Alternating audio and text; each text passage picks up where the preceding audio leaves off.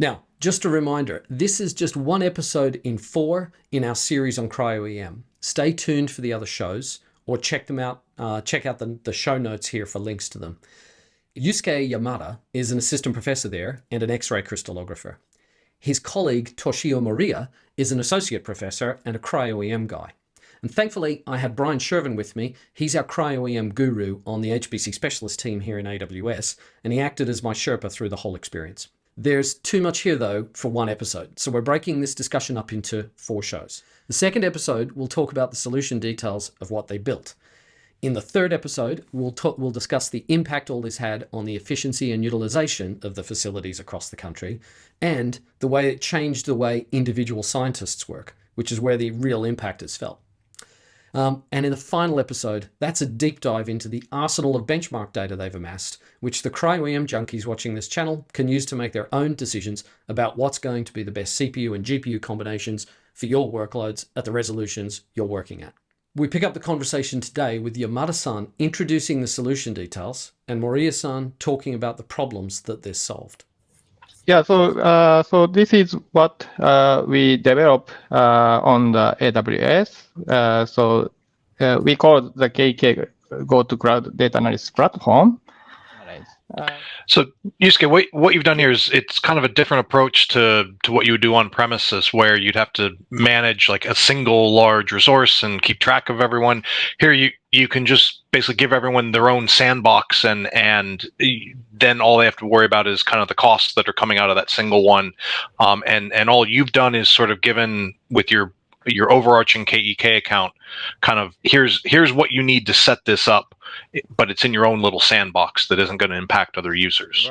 I guess right. what I'm understanding here is the user's data, as a result of the experiment, is going to wind up in an S3 bucket somewhere. You're giving folks the ability to take some shared software that you're providing in EFS, and some scripts, probably some launch scripts that are stored in S3, to build their own parallel clusters that will analyze their own data. And then, as per the discussion earlier, I mean, it's very clear that once they've done that, they've got their own user environment. They're paying for their own costs.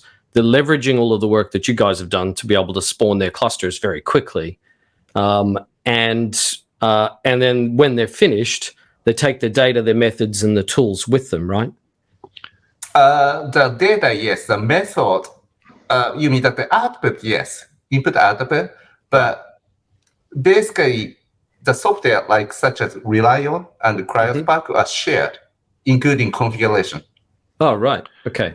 So what we did was we are renting our environment, which that we set up, right, with our best knowledge of the best configuration, which usually for the many of the user, it is too difficult to do, right? Such as the optimization of the parallel processing setting for the Relion, or maybe the Relion installation with intercompiler with optimization flag.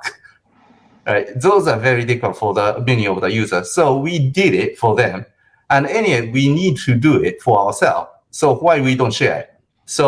But we also wanted give them the freedom as much as possible. Therefore, they should have their own account. So they just borrow our application installation environment, so they can just run application through the KEK Amazon EFS. But other than that, they can do whatever they want.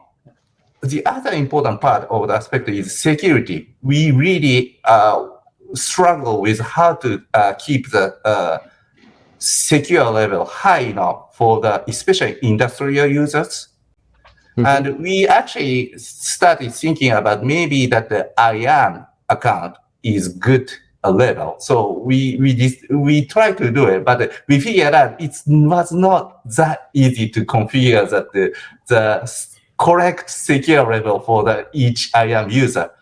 But account level, it was very easy because AWS already provided the system, right? So we didn't do anything, basically. The only thing we had to break is how to share this EFS. So what are we doing there, Brian, that's making this easy to do from a security point of view?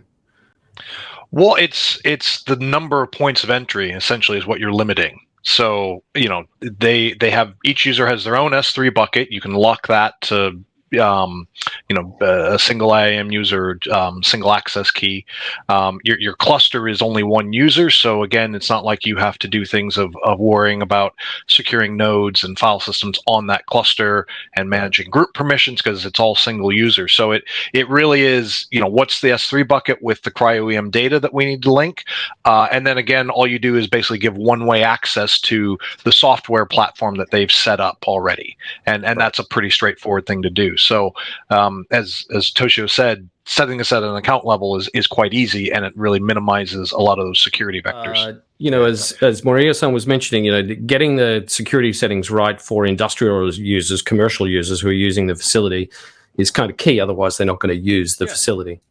So this is basically what we do to set up the AWS Parallel Cluster. So actually, there is lots of the steps that you have to do if you are trying to establish the Parallel Cluster environment by hand, right? So we figured out, actually for me, it was painful. So I wanted to make the script so that it will automatically do what I have been doing manually, right? So we did it. So just for the easy to use and also flexibility, I basically separated these steps into 3 steps mainly. So under the assumption there is already Cloud9 IDE is already created, that will run the first script, which do the mount share the Amazon EFS of the GoToCloud, which we showed the previous slide. And then install Parallel Cluster, of course, create S3 bucket, which is basically associated with, it will be associated with the Parallel Cluster instance, and also EC2 key pair, and also create a config file for the AWS Parallel Cluster. So this is basically setting up the Cloud9 environment. Then the second step, we will create the parallel instance based on the configuration created in the step 1, right? And after we get the instance set up or the boot up, then we will install the CryoEM software on this instance. So these are kind of point that makes it easy for the user to set up Parallel Cluster, right? And also the installation of all kind of the software. And then last step, the third step is easy. Just connect to the head node, especially that we are recommending using that DCB so that they can use the Parallel Cluster as if it's your own GPU box, right? And that's it. So this 3 steps will take about 30 minutes to an hour, I think. So the one reason why we started having this shared EFS system is because we want to shorten this installation and setup of CryoEM software on instance. Because if you try to install every time and compile it, then it will take time, right? So we basically pre-installed all of them as much as possible on the EFS. And for the head node, we basically minimize the small, like the OS-dependent software component, right? And that's it. So it's relatively faster. Maybe we can do better, but at this point, this is our best that we can. So that cuts a lot of time out of this, because it basically means that you're just mounting a file system that's got the existing binaries on it that have already been optimized for the platform you're building on, right? Yeah, exactly. These are especially like rely on that we have to we are installing at least 2 types of the installation. One is the GPU installation and one for the CPU optimization. So we need at least 2 installations for only rely on. And then if we want to add a CryoSpark, then we have to wait for the CryoSpark installation on top of this if we are doing the normally, right? And blah, blah, blah. So I decided I want to basically do this stuff. And Maria-san, when you do the parallel cluster configuration, are you sort of setting a default set of compute instances for the users? You sort of pre-chosen what they should, an optimal set of like GPU nodes and CPU nodes that they should get with their cluster that's created? Yeah, exactly. Because thank you very much for the pointing out. Because now that from the Parallel Cluster 3, version 3, we can define 10 partition, right? 10 different configuration of the hardware for the P cluster, right? So we are basically take advantage of it. So, and also later we will talk about benchmark. And this is one of the reasons why we did benchmark, is decide which machine is best to support by default. Because actually many people Yeah, I mean that maybe you are following the CCP-EM mailing list too. And recently there's a guy who was saying which instance is the best to use. Yep. Right. Yeah, so they don't need to worry about it. Just use it. This is the best that the. This is one of those really good. This is a walking, talking, singing example of infrastructure as code.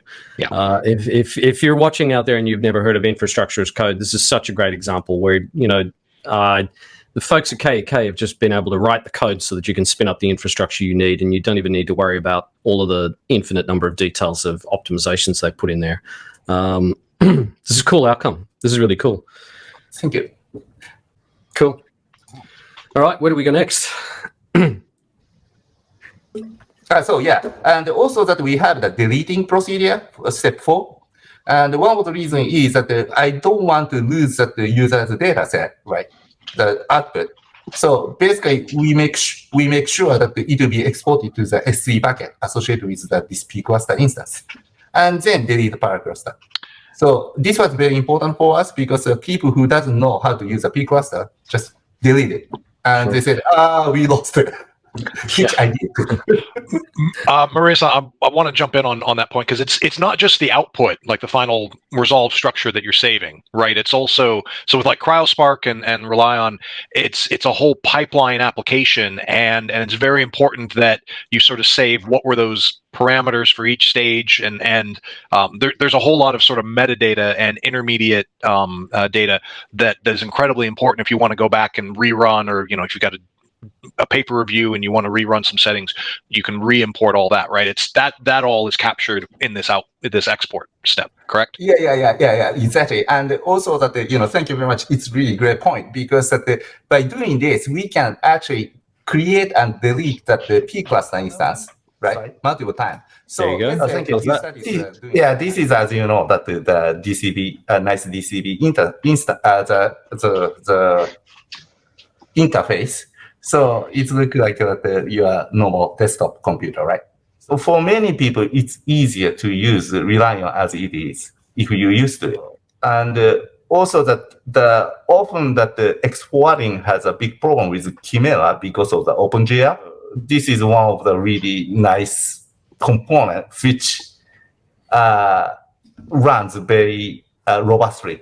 Because we tried different remote desktop environment software, right? And often the OpenGL had a big problem or security group problem. So it's really nice.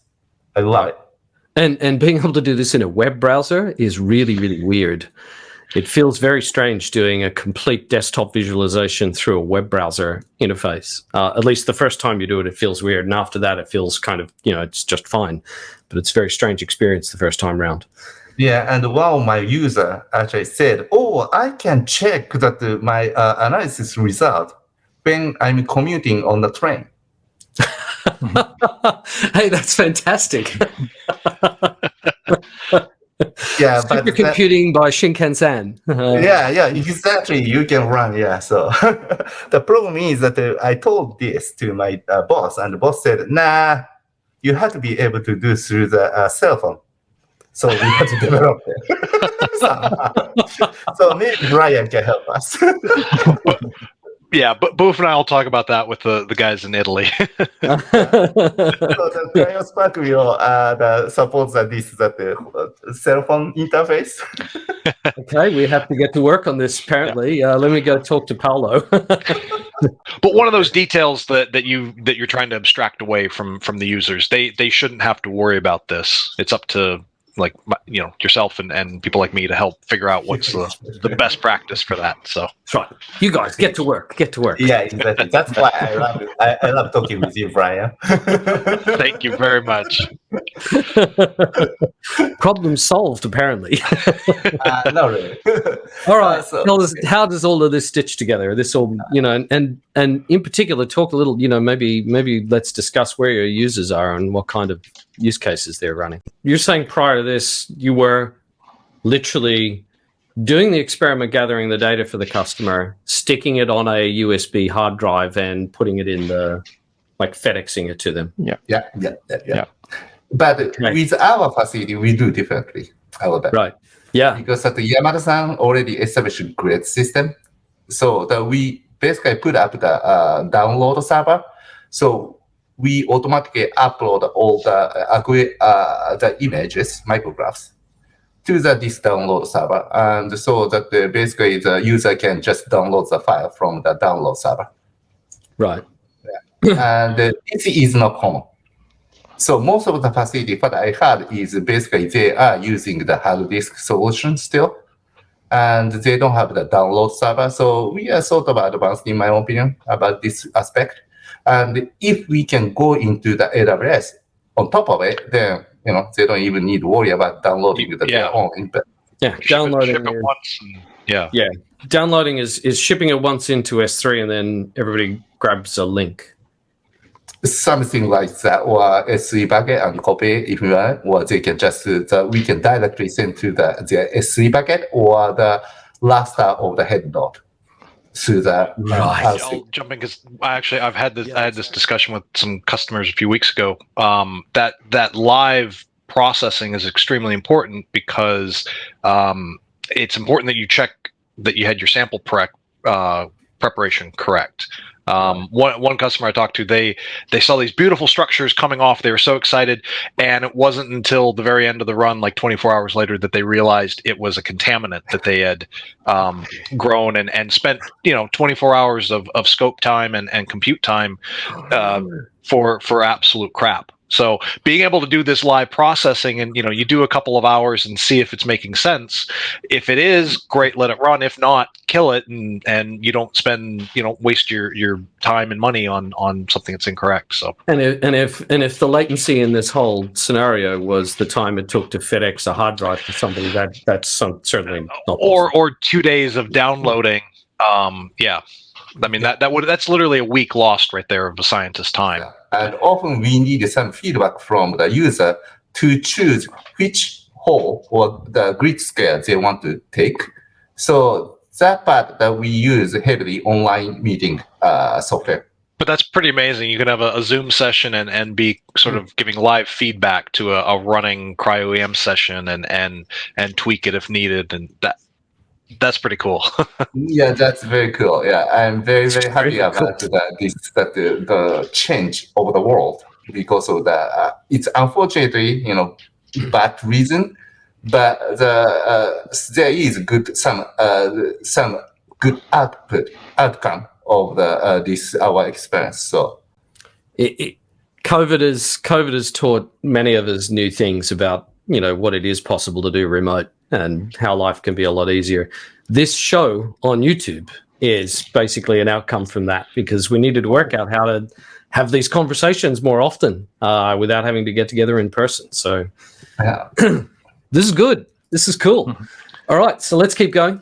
Okay. So this is what happened before. So-called the BIND project in Japan. So it's for the drug development. Basically, it's the creation of the drug development. So it's a national project in Japan, which gave us lots of a huge budget, right? So there's many hundreds of the lab or the research institute and university are involved. And then before the BIND project, we had only one CryoEM or a few. And we have some lesser, like 200 kilovolt or 100 kilovolt machine for the we can use for the screening. So please go next. Oh yeah. We got actually the center of our director of our center basically organized all the Japanese researcher who have the CryoEM. Or basically the ecto microscope machine, which they can take that use for the screening, get together and created the network, so-called CryoEM network in Japan, right? So this is connected so far by human, right? Next, please. But I wanted to go further because as Brian said, the preparation, data, everything is separated, means we are doing the closed science. I wanted to make the open science. So what I come up with, if we are using cloud, then we can connect all the machine, CryoEM machine and operators and analysts together, like Internet of Things for the CryoEM network, right? This is basically what we want to do.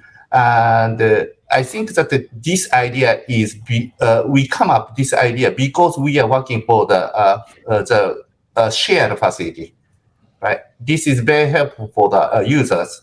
And I think it will help also the other facility and also users.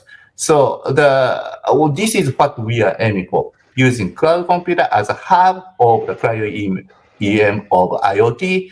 Then we can make the usage of the CryoEM much better. And on top of it, we can accumulate all our expense and knowledge and data on the cloud system.